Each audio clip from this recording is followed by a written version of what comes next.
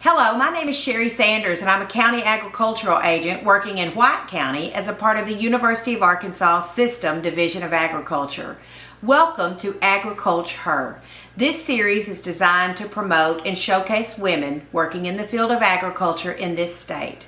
This month we are featuring Sarah Bramall. Sarah is a small farms program coordinator for the University of Arkansas System, and she makes her home in Prairie Grove with her family.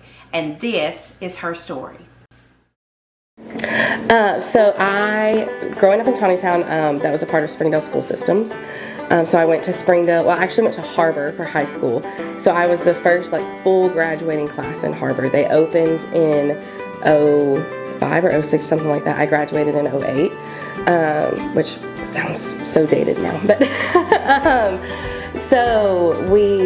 I was in their FFA. We were Springdale FFA for a little bit, and then we were Harbor FFA. I was vice president, and then I was president for 2 years. I was also in Washington County 4-H.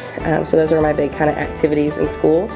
I had no idea where school was going to take me. I guess as a girl, as a young girl, I always played school. I think if you would have asked me in elementary, I'd probably say I was going to be a third grade teacher, and I was going to teach math. I would have my play math books all the time and had a whiteboard, and I would just play that for hours. So education's always been important to me and a big part of my life, but I also didn't know what I wanted to do outside of college. But our senior year of high school, we had a student intern in our ag classes, and it was Troy Weatherly. And Troy got to be very close with my family during that time. There's a group of guys that had just been a band of big brothers to me throughout my show career and even now. And Troy is definitely one of those. But he was like, you should judge livestock. And I judged poultry in high school. That was my thing, and I loved it. I was not to toot my own horn, but I was pretty good at it. And I would, 4-H, we went to nationals, all the fun things. And I was like, what am I going to judge livestock? Are you kidding me? So I did it my senior year with FFA. I judged some practice contests. And then I judged for 4-H also. And I got a scholarship offer from some community colleges, a couple in Oklahoma and one in Kansas.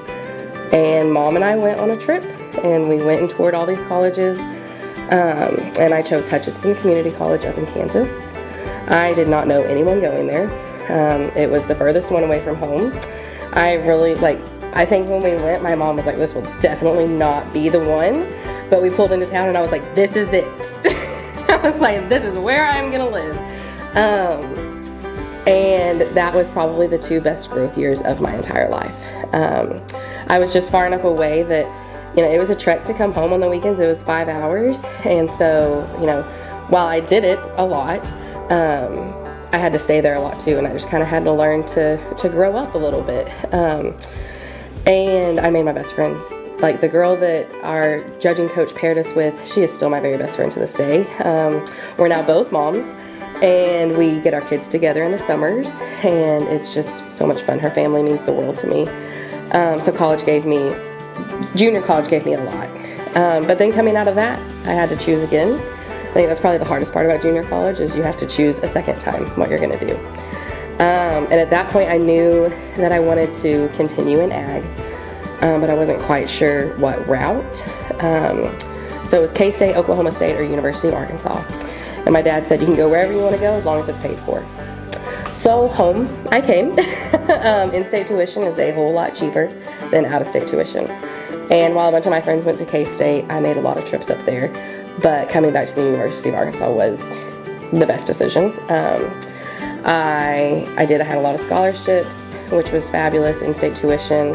I was close to my parents. I did not go back. I did not move back home. That was the other thing my dad said was, go anywhere as long as it's paid. And you can be here, but you're not living back in this house again. And not that they don't, love me and all that, but it was you already have your life established. And they had their empty nesting established. So we didn't need to disrupt the order. But so I finished up, and I kind of switched around some things. I came down on a poultry scholarship because we have a lot of poultry money. And it's great. I love the poultry science department. I actually work in the poultry science department now. But genetics just kicked my tail and kind of taught me that I was not in for hard science. But I was also doing ag comm as I was doing ag comm and poultry science. So then I just switched gears a bit and I put ag ed up top, and I was like, I will go be an ag teacher, because that was influencing, like, people that influenced my lives that were ag teachers. So I said, I'll go be an ag teacher, I'll do some ag comm, but I'll also dabble in some poultry down here, because I was still in the poultry judging team and things like that. And I finished up and decided I was not ready to adult yet. I had the best time student teaching. I loved it. I student taught in Hermitage, Arkansas, under Joe Don Greenwood, and that was, again, like junior college, the best 2 years of my life. That was easily the most fun semester of college that I ever had. But I had an assistantship offer for grad school. So I went in, still in the same department, in the ag ed department. I did a 2-year master's degree assistantship, and that really opened some doors. That actually brought me to my current position here in the poultry science department with the Division of Ag. In the poultry science department, I worked with Dr. Susan Watkins, and I worked with her like in the summers and throughout school. And then Dr. H.L. Goodwin, he was on my committee during my master's, and they were talking one day, and they were talking to who was soon to become my boss, and they're like, we have this grant, but we really need someone who knows people. We need someone, like, not just, science, but someone who knows farming and knows people and, organization. And HL and Susan, they were like, we got it. Like, we know. And I actually had a job offer, like, early on, and I accepted it, and that kind of wrote the story for where I am.